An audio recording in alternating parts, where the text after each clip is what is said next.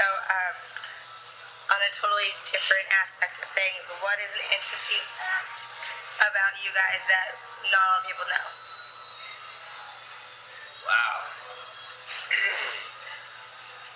I studied marine biology. Different. And became a singer. Isn't that weird? That's kind of weird, right? That's a strange fact. Yeah. Preston? Man, I've got one that I've never even said in an interview before. Oh.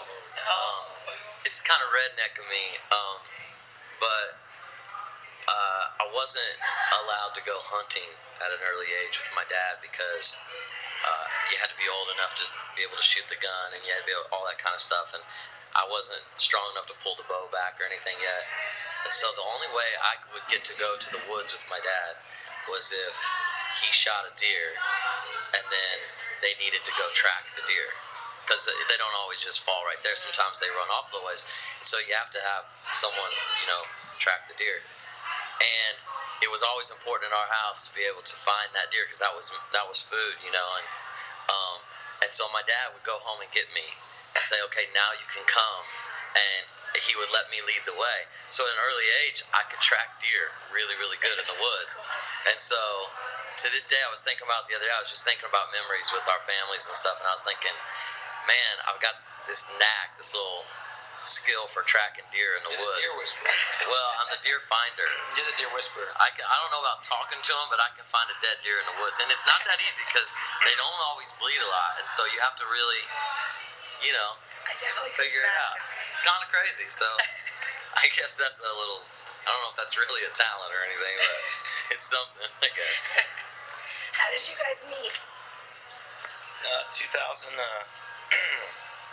early 2000s. We met at the 2002 Wild Horse Saloon. I was working, and Preston came in looking for a job, and I actually got him hired. And then we started bantering on the microphone, started teaching dance lessons, and hosting the show, and we found out both of us sang, and we went back to the back of the stage when the artists were on. We would go back there and practice harmonies. And he would teach me gospel. I would teach him Satan music, basically, Motley Crue. And then we get in the middle with country and R&B. We both knew R&B very well, so we started working on our harmonies together, and that's how it started. You guys are amazing. It's amazing to see on stage. So the last fan question would be the craziest or most memorable fan moment for both of you. Oof. There is a lot of those. Really? There are a lot of those, yes. God, some we can't say. Some we can. I think mine was, there was a time I was on stage and this woman came up. This older woman, probably about 75. We're going to go there. Took her a while to get up. She got up on stage and we started singing and we started doing the bump a little bit back and forth to each other. Preston and her were doing it, it was fine. It was at the Missouri State Fair. Yes. Preston and her were doing it. I was like, oh, I'm going to do a little bump too. And I bumped. Barely touched this woman and she fell down. And it was like, I thought she hit the button and said, help, I can't get out. Yeah. No, she broke a hip. Went down. Like that kind of scary. She crumbled on stage. What did you guys do? I don't know if she broke the hip. That could be exaggerating. No, I mean, she didn't break her hip that we know of, but she fell as if she broke her hip. It crumbled right there on the spot. It was dramatic, too. It was scary. Dramatic. And, the whole crowd went silent as if it was an injured player. And so we tried to help her up. And Chris, this is my favorite part. Chris went to help her up, and she was like, no. Like she was so scared and mad at Chris. And then I was like, come here, honey. And she's like, okay. And she came to me, and I'm looking at Chris like, and I had to like swat Chris away for her to feel good enough to like try to get up, It was great. So she got out of there though. Everything was okay. We gave her something free, I think. She didn't like me at all. The whole crowd hated me after that. They hated me. They booed me. Oh no. It was bad. Well, it's good you guys made a comeback from that. Yes. I hope she did. You should follow up, find her. I think she's okay. I'll just let that one ride. Yeah, I'm I'm sorry. pretty sure she's okay. It's one of my favorites. Oh. I think her name was Betty. It could have been better. Is that your most memorable moment as well? Fan moment. It's not really, but I mean, mine we probably shouldn't talk about. It was pretty crazy. I thought it was funny though. We're thinking the same one. Well, there's a few. I was laughing. Well, I made a joke. There was a couple ladies, Oh yeah. probably in their 70s Another or 75-year-old 80s. lady. They were on That's the our front fan row. base. I just want you to know They our just fan love base. you. Old ladies Says, love you know, you want to go to us. the younger? We go 75 or older for ladies. That's it. We love some older women. We do, man. So these older ladies are on the front row. They're in their late 70s, early 80s, and they decided to come out together to the show, you know, at Arkansas State Fair. This is what you get in Missouri and Arkansas. So they come out to the show. They're sitting on the front row, and Chris and I kind of have a little joke. We say sometimes, we're like, "Oh, look, there's our girlfriends," you know, and everybody giggles a little bit, and it's a fun little thing. And I said, the one in the middle's mine. And Chris said, well, the one on the left is mine. And we just made a little joke out of it, no big deal. And I said, how you been, babe? And she kind of got this look in her eye. And I was like, that's kind of odd. I better stop the joke, you know? Like, so. You ever seen this look? It's like when a hyena sees a zebra after a lion eats it. Yeah. And it just sees the leftover meat. She had this look. That's the look. Like maybe we, you know, I don't know. So after the show, you know, fast forward a couple hours, and we're going to go sign autographs. So we go sign autographs, and we're standing in line, and I see those women in the back of the line coming, and we didn't think anything about it. We're signing, taking pictures.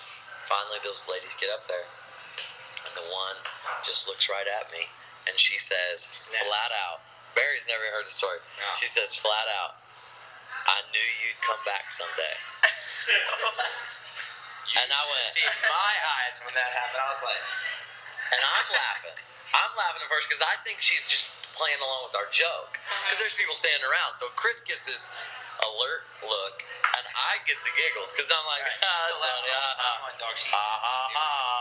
And she goes, I knew when you drove away down that long dirt road, someday you'd come back. And she goes, don't you remember when we were at the blah, blah, blah, blah, oh. blah, blah, blah, and yeah, had this real vivid memory of the two of us. I went and talked to your parents, and they remember me. I know they do. Oh. No. She's older than his parents. And then she was like, you promised you'd never leave twice, and you're back. And I'm like, now Chris is laughing, and I'm scared. Yeah. And so I'm like, this totally backfired. Such an awesome moment. And so, I mean, we kind of had to get security to gently take her away. And it was heartbreaking because I don't know what we tapped into there, but like, man, I felt so bad for her, but I wasn't about to go home with her.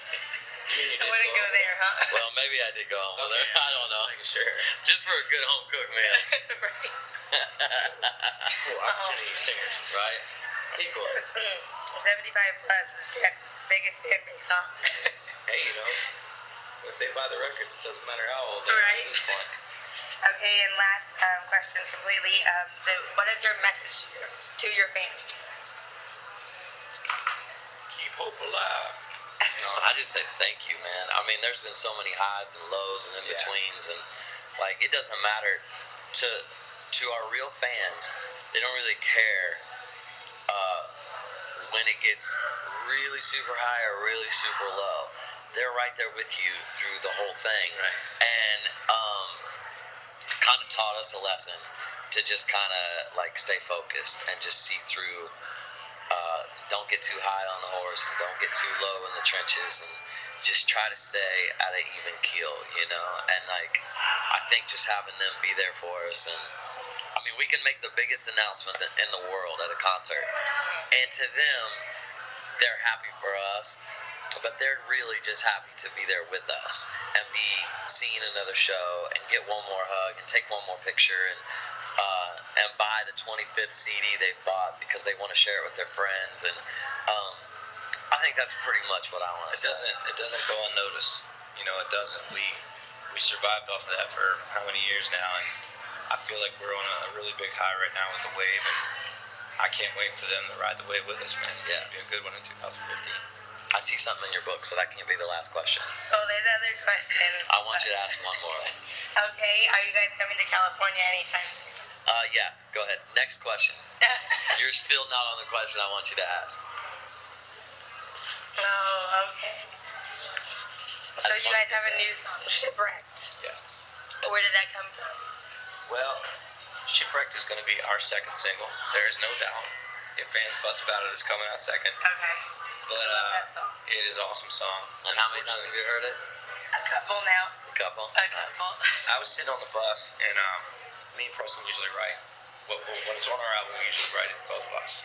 And then he said, we're looking for songs. He goes, I got a song that you really need to hear. He knows when to ask me because I'm very, very picky when it comes to picking songs, especially if we didn't write it. And I'm like, well, it's got to beat this. It's got to beat this. He played this song for me. And I turned to him and I just said, I hate you. I hate you so much because I love this song. And now you have to put me on it somehow, some way. But well, you know, in my defense, I usually don't bring songs to the table that I would sing the lead on. I usually bring songs to the table that I hear Chris's voice on. And that particular song, from the day me and Michael Tyler wrote that song, I just knew, even though Michael Tyler sang the demo, I just knew for some reason that was going to be Chris's voice. I don't know why. And the more I heard it, the more I couldn't keep it to myself. I was like, I got to get this to Chris. I got to have him hear this. Because I may be wrong, but I kind of feel somewhere in there he's supposed to be the voice, you know? It just feels good when I sing a song. It's about, if you are, everybody asks that question. If you were shipwrecked on an island, who would you have with you, or what CD you would want? And it's really cool when we recorded it, you got to think of truly what you love. And I love my family and my little boy. And I just thought about him and my wife. And I put myself and closed my eyes and sang the crap out of it as much as I could. And I do that still in the show today. And I think everybody in the crowd can feel the same way when you sing the song. And thank God he wrote it, because I think it's going to be a big hit for us. I really do. I agree. It's an amazing song. Both of you could tell the emotion that you have going into it. It's great.